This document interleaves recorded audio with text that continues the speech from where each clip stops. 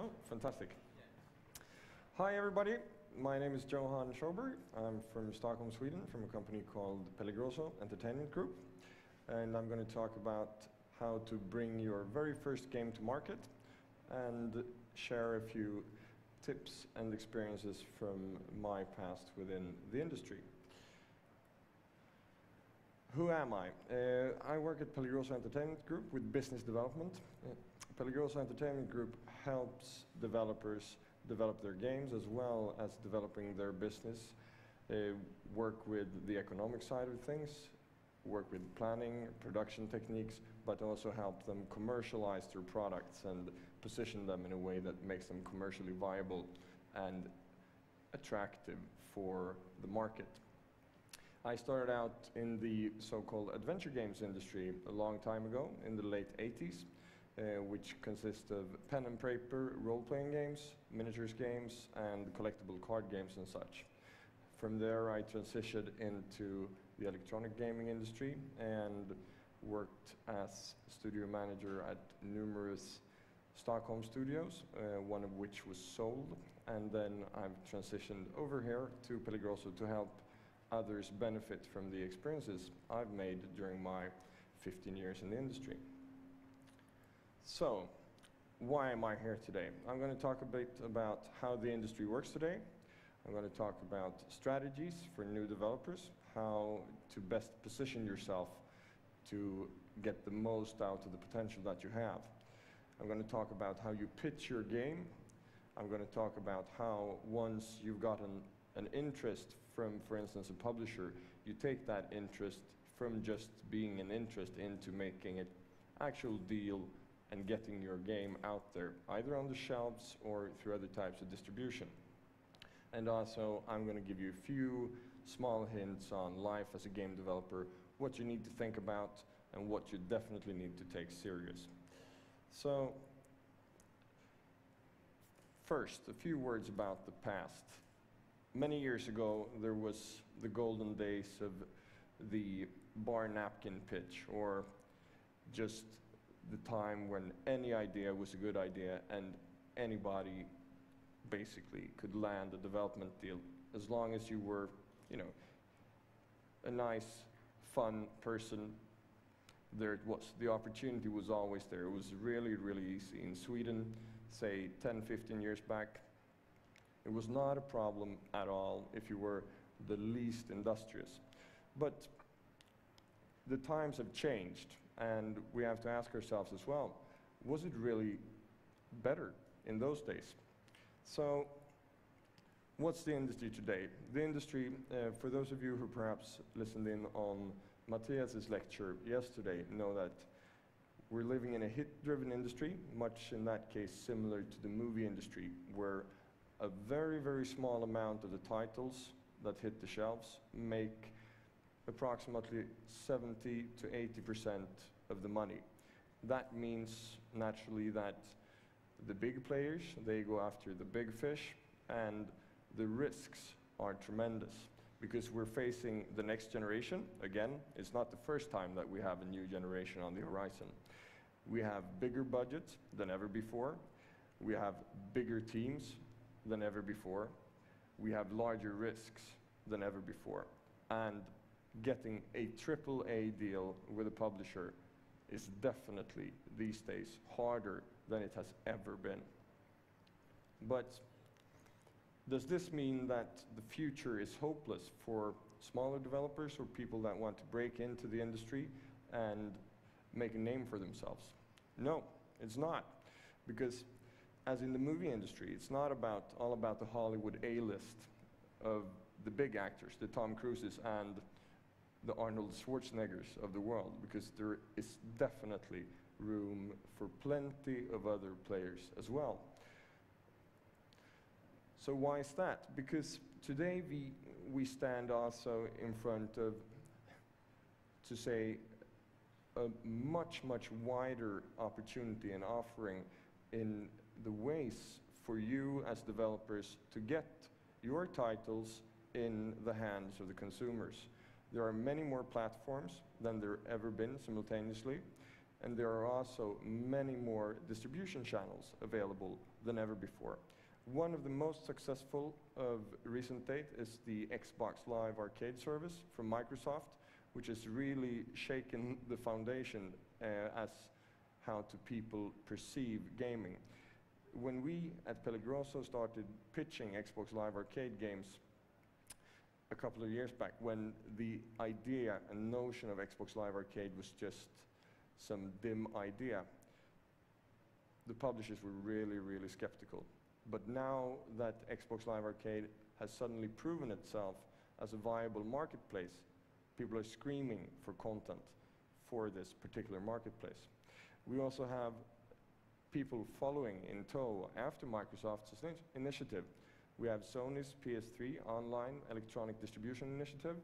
We have Nintendo, they're coming up with Wii, they're doing the same thing.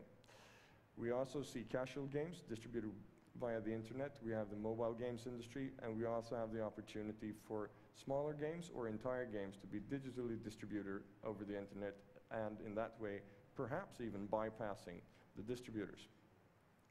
So, with this much being said, having this wide opportunity to get out there, to reach out to the marketplace and actually have people pick up your game and play it, we need to start talking about something else. Because in terms of saying that it's bigger budgets, it's bigger titles, and fewer titles make the most of the money, these titles still cost the most.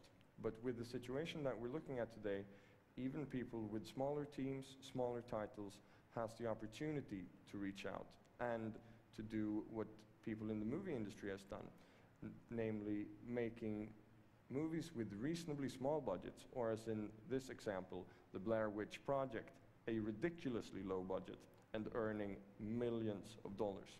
So we finally have in place a situation where there might be room for the Blair Witch of gaming, which I look forward to. So let's talk about the pitch, and let's talk about the game, and let's talk about the ideas that you have that you want to realize and you want to see played by millions of gamers all across the globe. What's important about the pitch? The first thing you must do when you decide what game to make or what game to pitch is that you need to take a look at the market. You need to take a close look at the shelves out there in the stores, and you need to identify a hole. You need to see, all right, here's a gap. There's something missing here. Here's a place where I could put a product that has something unique to offer, something that's not already there, something that's not a me too product. Or, if you don't find the hole, you dig it yourself. You create what we say is demand. You create the demand by yourself. You dig the hole. So, in order to prepare your presentation, once you've come up with this genealogical idea for a new game that you believe is viable because there's a hole in the market, it's obvious that no one has done exactly this before, and there's a reason that somebody hasn't done this before, because it's a good idea. You have to ask yourself, if you see the opportunity there is no such product as the one you want to make. There might be a reason for the fact that there is a hole in the market. There might be the fact that there is actually no market for the product. So you have to investigate carefully. But once you've done that, you do what we call the elevator pitch. You find the essence of what you want to do, and you boil it down so much. It's like when you make really good stock or bouillon. You take a lot of water and you put it on the stove and you let it boil forever. And at the end, there's just a tiny, tiny, tiny amount of fluid on the bottom, but that tastes really, really good. And it's also all about what this is. You need to find the unique way of putting forward your game idea in, say, 15 to 30 seconds. In Hollywood, they do this by taking two things that people like and say, all right, let's have these two items meet. For instance, somebody says, Star Wars meets Lord of the Rings with Clive Owen and Will Ferrell. Hey, nobody can say no to that. That's a fantastic pitch, but it's not quite obvious what you mean. But you can do approximately the same thing for games. You can say, we have Diablo meets The Sims with a bit of Mexican gunslingers. If you find something that you feel, all right, this might work, and you explain sufficiently enough and catch people's attention, try this pitch on friends, try it on family, and wait until you hear someone say, yeah, that sounds like a really cool idea. Because once you've done that, it's time for you to prepare the presentation, what you need to have in order to be able to sell your product, sell your idea to somebody who is willing to finance it, because that's why we're here. We want to make the game, and making a game costs money. And here comes the inevitable parade of fantastic cliches when it comes to making this proposal stick with publishers. Because, first of all, a picture speaks louder than 1,000 words. Even if your Lord of the Rings meets Antonio Banderas with a dash of, say, motocross madness, really sounds good. You need to be able to visualize this, communicate it in a screenshot or whatever, because this screenshot will very likely tell more about your game to the person who sees it than a really, really, really thick document or 1,000,000 words on a CD. And then from there, naturally, we take the next step. But of course, going from having a picture to actually having, for instance, a running movie. Seeing is believing. You see that this game is actually playing. There are things happening on the screen. They go, maybe these guys can take this from just being an idea to being something that can be realized. And last but not least, we have a British saying, which is one of my favorite sayings because it's really confusing, is the proof is in the pudding. It originally comes from the saying, the full saying being, the proof of the pudding is in the eating, which is even more confusing. But what it's all about is the fact that you don't know if something's good until you've had an actual taste of it. And in terms of games, this means having the opportunity to play the game. Therefore, a playable demo is vital for your presentation. And also just one word about what should be in the demo, as little as possible.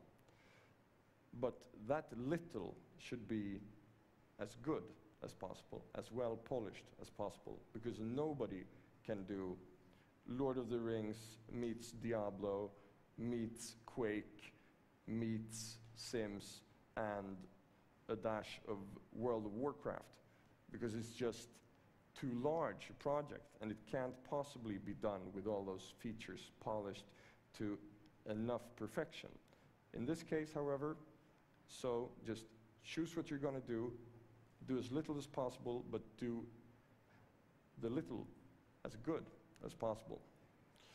So, now that you have your perfect idea, you've set up your pitch, you have a playable demo, you feel, all right, this is about it.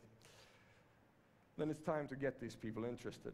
And in order to get somebody interested, you need to find them. So you need to get out there and take a good look. Where are the publishers? There are publishers for basically any type of game that you'd want to make. Casual games, mobile games, Xbox Live Arcade games, console games, etc., etc. Different publishers are suitable for different types of platforms, but they're also suitable for different types of games, meaning that if a publisher already has a AAA racing game in their portfolio, they might not want another one. So do your homework well and take a look at whom might just my specific project be interesting for by researching their catalog, see what they're announcing, see what they're talking about in terms of strategies. So once you've done this, you need to start hunting them down.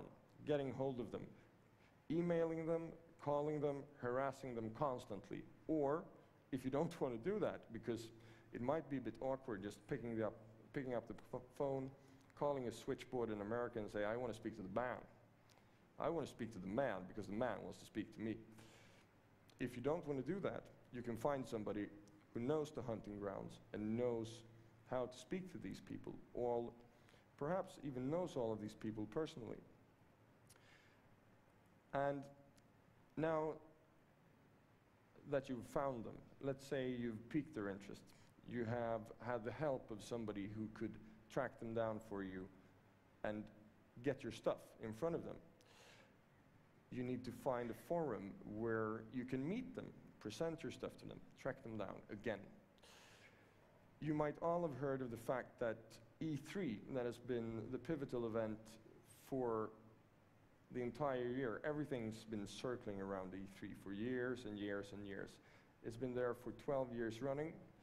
The show's been getting bigger and bigger and bigger and louder and louder and louder, and people have been spending more and more millions of dollars on going there, looking as good as possible, behaving as loud as possible, and being as obnoxious as possible. But now we don't have a E3 anymore. But really, to be honest with you, nobody cares.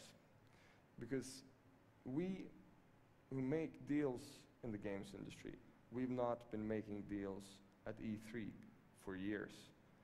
E3 has taken a turn from being a really, really good show into becoming a spectacle and being so loud that you could never, even in the meeting rooms, hear what somebody was saying. Even less than if somebody doesn't hear what you're saying, you can't make your pitch come across. So what do we do instead? Instead of going to E3, we do something much smarter. We either go to something that's called Game Connection, which is a new kind of event set up especially in connection with other smaller trade shows.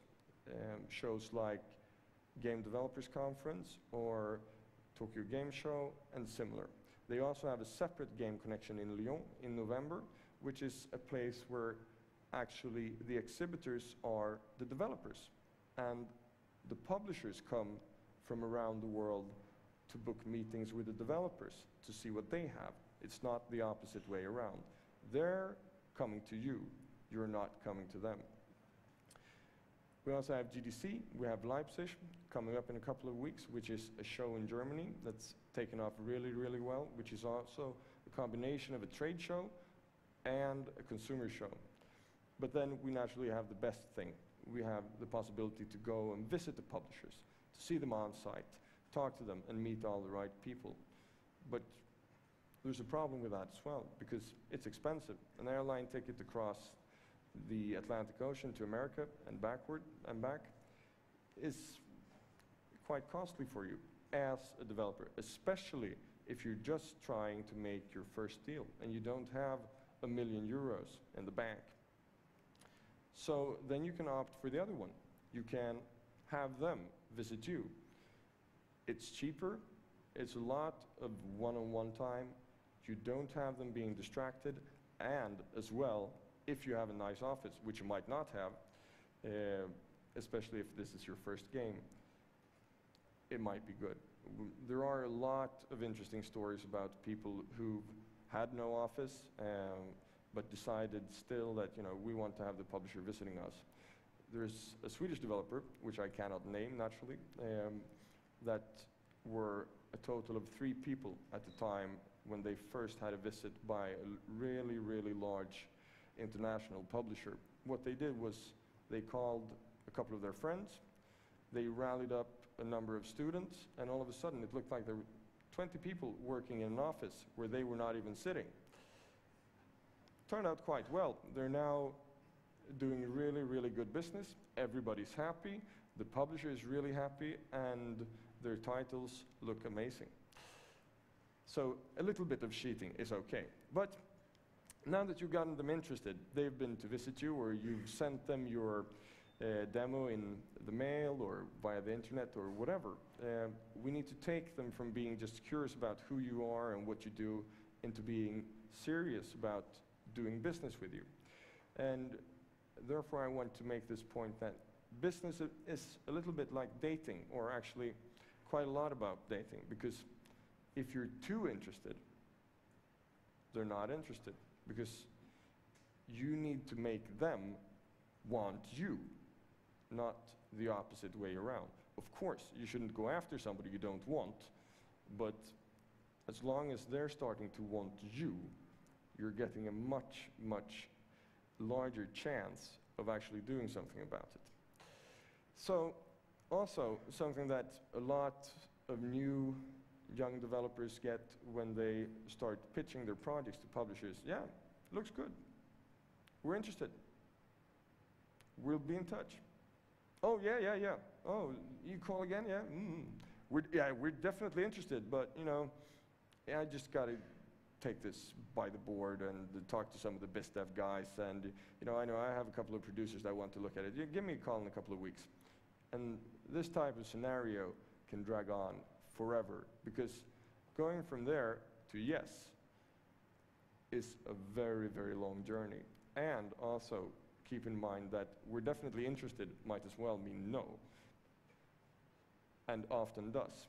So if you don't have the time and you don't have the money to wait for somebody to say a long no, have them rather give you a quick no, because then you can move on. And this is also, the publishers want to keep you happy. That's why they say, you know, it looks good, it's interesting, but no, that's not quite fit our portfolio. They might mean, looks like shit, do your homework.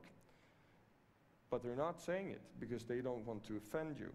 Therefore, you need to be true to yourself. You need to have asked people in your vicinity if they really, really think this is good, this is gonna muster, this is up to today's standards. So, and that's what we call the ex-girlfriend dilemma. She doesn't love you anymore, but she might not want to piss you off because you have mutual friends or whatever.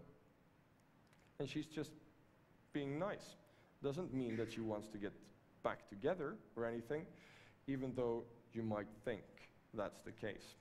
So just be really, really blunt about it, both with them and also with yourself. But now, let's say they are serious. They really want to take this forward. What do we have to think about? First of all, they're going to start asking for more things. Because if they've seen the demo, they say, all right, this looks good, yeah.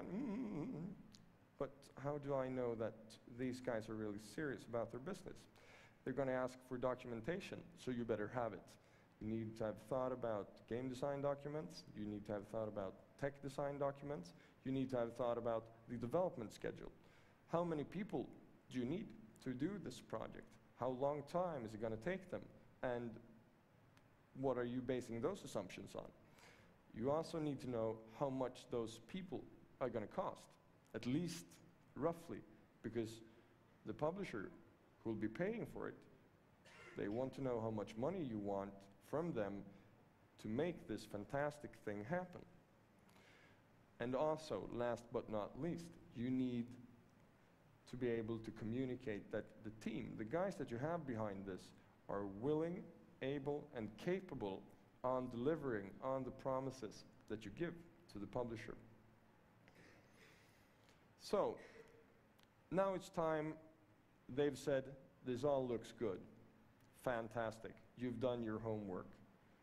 Here's the money. We want to spend this money that you want on you doing this game. What do we do and what happens? Again, business is like dating, and closing the deal is one of the most important parts of the transaction, because here it will be determined how much money you make out of making this game, how likely you are to be screwed by the publisher, and how likely you are to screw up. So don't be too interested, again. First of all, there's no typical publishing deal. The structures are all different from the different type of platforms that you're looking at, the different types of games that you're making, but there is always a few things that you need to consider, and that I'm going to talk to you about in terms of this. First of all, you need to think about whether it's production or distribution that you're after. In the case of it being production that you're after, the possibility of actually producing a game for somebody else's money, that's good and fine. But the other way around might be that you say, you know, the game's already done. We just want a distribution deal. We don't want your money up front. We just want the possibility to put our game on the shelves. And that's a completely different world. There's more money for you, a larger portion of the income, etc., etc. So pay close attention to that. And then comes the big question. I don't know if you're familiar with the way things are structured. Normally in the games industry we talk about royalties. Everybody wants royalties, and people might think that getting royalties is making millions from day one. Let me assure you that it's not. First of all, you need to say that if you get a portion, getting royalties means that you're entitled to a portion of the income that the publisher has from selling your game. First of all, the publisher is very likely to say, all the money I gave you to produce this title was just an advance on royalty that I hope that you're going to make for me when I start selling this game. Meaning that once you've delivered the game, it's going to be a long, long time before you start making new money, because it's going to take ages for the publisher to recoup the investment they've made. Or you can say, no, I don't want advance royalty. I want the money that I spend on making the game to be a production budget. That means that the publisher recoups first the production budget and not all of the royalties as well before you start getting money. So in terms of royalty rates, how much should you be entitled to? It's a very different world. It's, say a publisher has their own distribution, because you have the value chain in the games industry. You need to take the game from you, the developer, to the publisher that puts the game in, perhaps the traditional way, a box, sends it through a distributor to the store. All of those need to have their cut of the cake. If a publisher has his own distribution, he can give you a larger portion of the money because he doesn't have to pay a distributor. And this is also something that is good to think about when you choose your publisher. A publisher with a sub-distributor will have the possibility of giving you less money, or saying that, no, I will give you a really large portion of the money, but it might still mean that you get less because he has to pay distributors first, and you get your part after he's deducted all the costs he has for the distribution. You can also go for digital distribution, where you might get a larger part of the deal, or a larger part of the money. Or like in Xbox Live Arcade being an essential example that we also talked about yesterday. Traditionally, you get, as a developer, somewhere between 20 or 30% of the income from the game. In Xbox Live Arcade, it's just the other way around. Microsoft say, yeah, we take 30%. They give 70 to you. So, when we talk about this with royalty rates and income and stuff like that, what does income really mean? There's a huge difference between net or gross sales. And especially, there's the largest difference normally lies in the definition of net sales as per the contract that you will sign with your publisher. A lot of publishers want to be able to deduct when they calculate their net income from the game, which is from where you get your royalties. Say you get a 20% royalty. 1 of every 5 euros that comes from the game goes straight into your pocket. If the publisher deducts for nothing, then you get 20% of all the money that comes into the publisher's pocket for that game, from sales of that game. But they might want to deduct money for cost of goods, i.e. the cost of producing the box that's going to stand on the shelves. They might want to be able to deduct the cost for marketing, putting a few ads on the internet or perhaps in a glossy magazine. They might want to be able to deduct the cost of their sales staff that sees to that your box ends up on the shelves. And they might want to be able to deduct the cost for the cookies in the coffee room, where the sales staff meets to have their, piece of pie and cup of tea in the afternoon. And hey, why not deduce the costs for the VP of sales, his new Porsche? Because, that's an actual cost for getting this game out to the consumers. And you, as the developer, should be part of paying that. It's all very obvious that the less they can deduct, the better it is for you.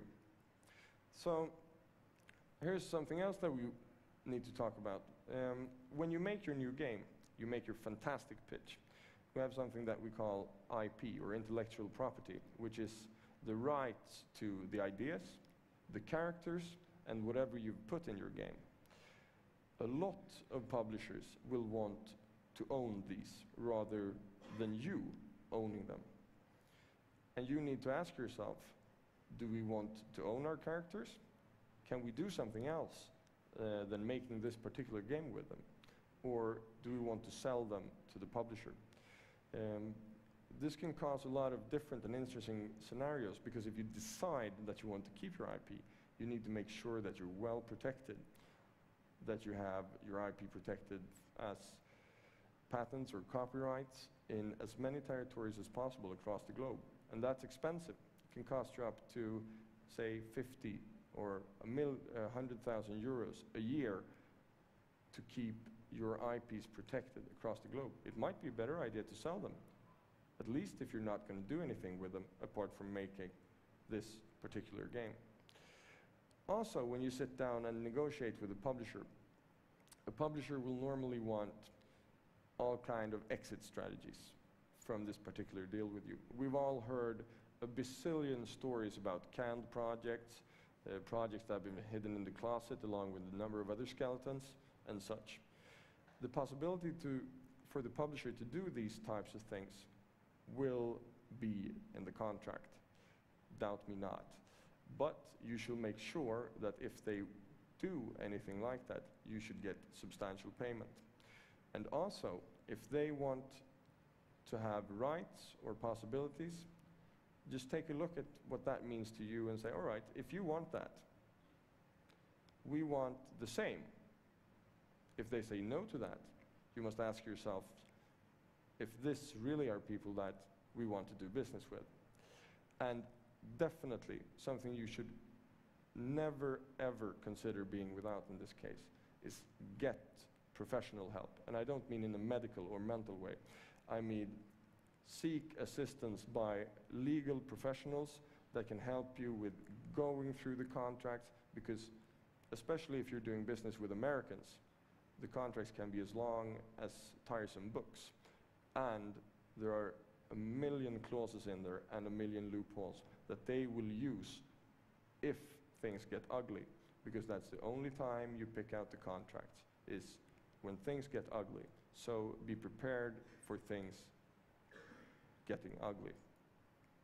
So, having said this and talked a bit about getting the deal, things to think about when you're negotiating the deal and how to seal a deal with a publisher, there are also things in games development that are important for you to think about. Because being a games developer is not all sunshine, but it can be a lot of fun. So the first thing you need to consider when you start doing games is you must be very, very, very passionate about what you do.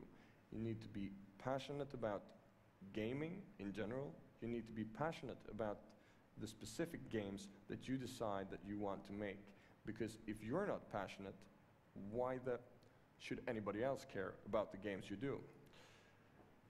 You also need to be true to yourselves, as we spoke about earlier.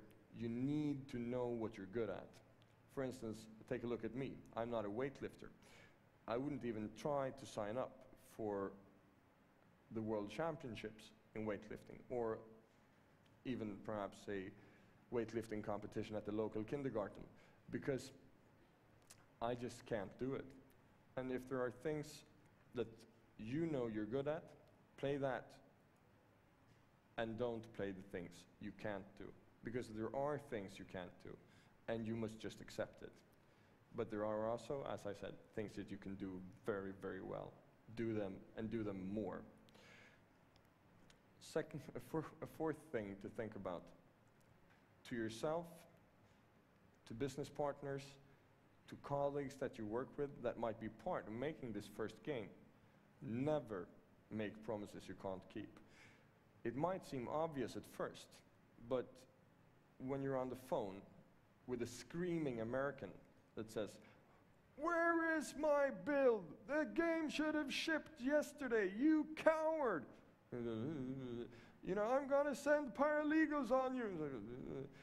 Can you ship tomorrow?" You go, you got 3 weeks of development work still left to do it. You know you can't do it, but you'll say, "Yeah," just to get out of the jam. But you're not getting out of the jam, you're getting yourself into a much worse jam than ever before. And coming along with this is also something that I call the ostrich phenomena. And I'm sure you're familiar with ostriches. They're all very nice birds, got fairly long legs, swanky necks, and they tend to do something when something is not really going the way they plan. They stick their heads in the sand. Sticking your head in the sand will not help you if problems arise. You deal with the problems immediately because they will not go away just because you want them to.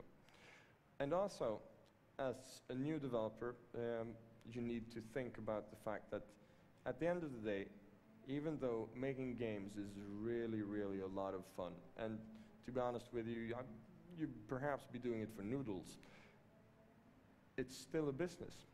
And in a business, you need to know how much money you need, how much money you spend, why you spend the money, and on what you spend the money. So keep your eyes on the money, and all will be fine. Just last few words from me on this is us, Pellegroso Entertainment Group.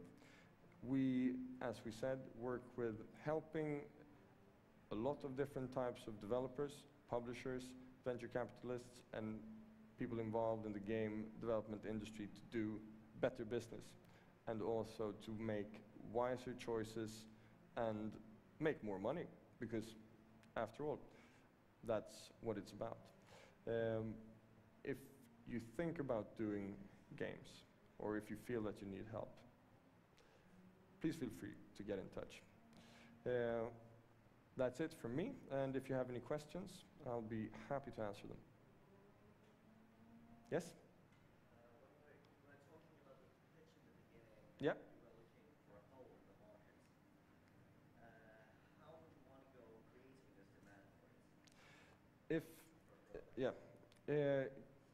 Creating demand, the question is in regards to the hole in the market and creating demand for product. What you can do is, first of all, you need to investigate for yourself. You say, okay, why is there no such product as the one perhaps that you're willing to make? If you want to start creating a demand, have people asking things, talk about it.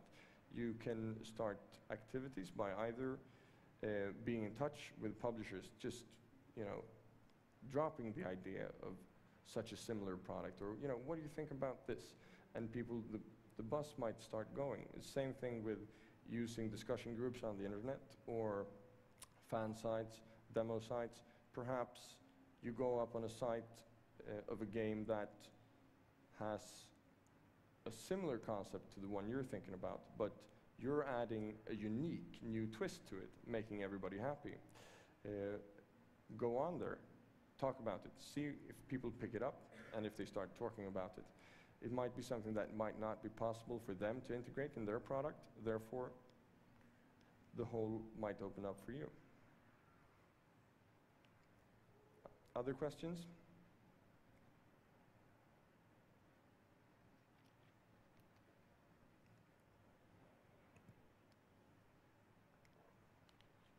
Yes? Can you show any cases that vehicles have done? What we've done, unfortunately we're not able to, for reasons of disclosure, talk about specifics, but recently we worked a lot with, for instance, Xbox Live Arcade and placed very good titles with Microsoft. We've also working on PSP projects with international publishers and helping Swedish developers coming out there. We're also working with which Tobias, who's speaking after me, will be talking about, even publisher-owned developers, helping them develop their business and making good use of the properties that they have, investigating new possible markets for them, and seeing that their products fit into those markets that they want to enter. It might also be in relation to new platforms and stuff like that.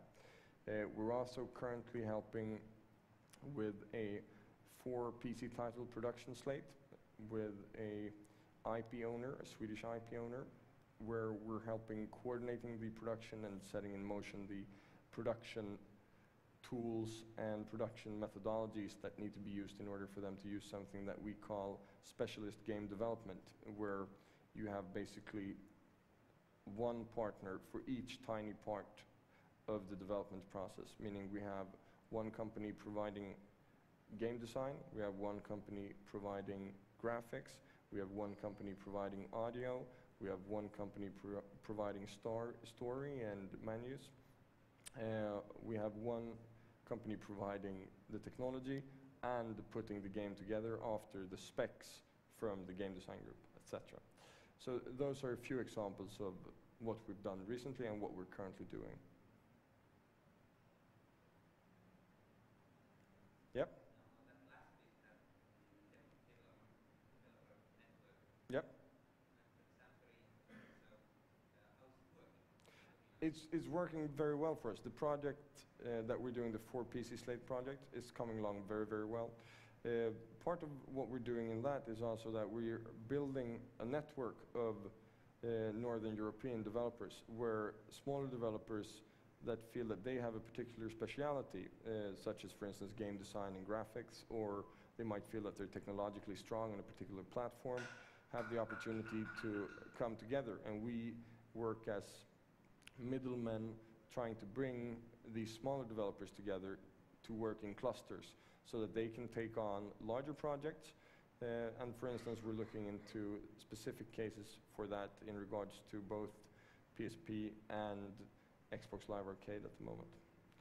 And that's been highly successful and really, really appreciated also by the smaller developers, because even though you might not expect it, because everybody might want to be Microsoft or whatever, there are actually companies out there that feel that they're comfortable with being somewhere between 2 and 15 people. And 2 people can't do that large projects, but they might be an important part of a larger project together with other companies. And that is something that we really feel is good, because it helps the industry being kept alive, growing, and happy. We have a larger diversity, and also all these developers that are part of this network have a much larger flexibility, because they don't have the, if you're really, really small, for instance, you might not have the capacity to do more than one project. And that goes even for larger companies. And doing just one project at a time is involved with a lot of risk, because if that project goes bad, you might go bad as well and go down. And that's not really what we want. We want people to stay alive, grow, and be healthy, keep making money.